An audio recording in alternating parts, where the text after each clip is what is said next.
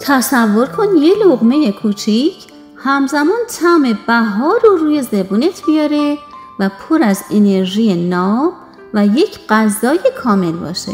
کوکوی جوانه ماش ترکیب هوشمندانه سلامتی و خوشمزدگیه. سلام، به کانال کوک فود خوش اومدین.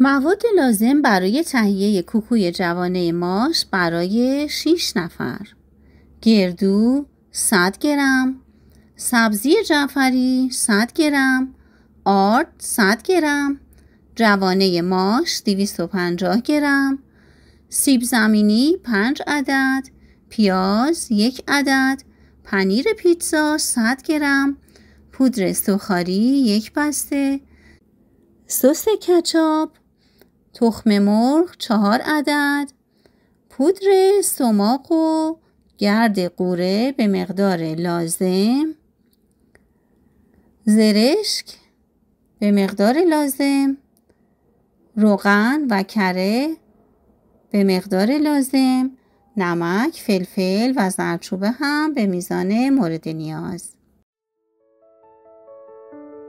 سبزی جعفری رو همونطور که ملاحظه میکنین با میکسر خورد کردیم و برای استفاده برای وسط کوکو کنار میگذاریم. جوانه ماش رو هم با 1 عدد پیاز و 1 دونه تخم مرغ با مخلوط کن میکسش کردیم و آمادش کردیم برای استفاده کردن. گردوها رو هم جداگونه میکس میکنیم. این گردو هم که خوردش کردیم برای استفاده وسط کوکو مورد نیاز هستش. نوبت به سیب زمینی ها میرسه. اونها رو توی ظرف جداگونه پختیم. حالا پوست میکنیم و باز هم میکسشون میکنیم. این غذا یه غذای کامله از جهت اینکه تمام مواد مورد نیاز بدن رو تامین میکنه.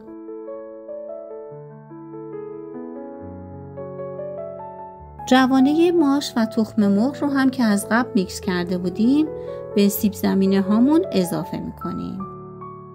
نمک و فلفل و زردچوبه رو هم همینطور و اونها رو کامل مخلوط میکنیم.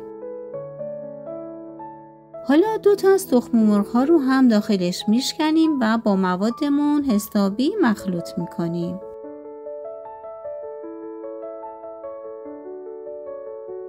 حدود 1 قاشق سرپر هم آرد بهش اضافه میکنیم و باز هم به خوبی اون رو با هم مخلوط میکنیم.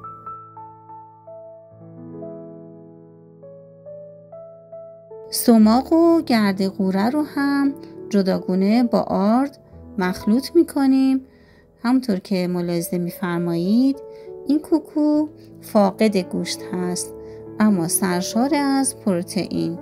این گرد قوره ها و سماقا که به آرد اضافه میشه یه ترکیب خوش‌طعم و دلپذیری به آردمون میده و باعث میشه که یه کوکو با طعم متفاوتی داشته باشیم. موادمون رو کاملا مخلوط میکنیم. بعد از اینکه دستمون رو به آب آغشته کردیم، یعنی با آب مرطوب کردیم، مقداری از مواد رو با کف دست آماده و مسطح میکنیم که بتونیم محتویات مورد نیاز رو داخلش بریزیم. اگه حالت چسبندگی داشت میتونیم از آرد آماده شدهمون مقداری روم بپاشیم و از اون حالت خارجش کنیم. این از اون جهت هست که طعم نابی رو به کوکومون میبخشه.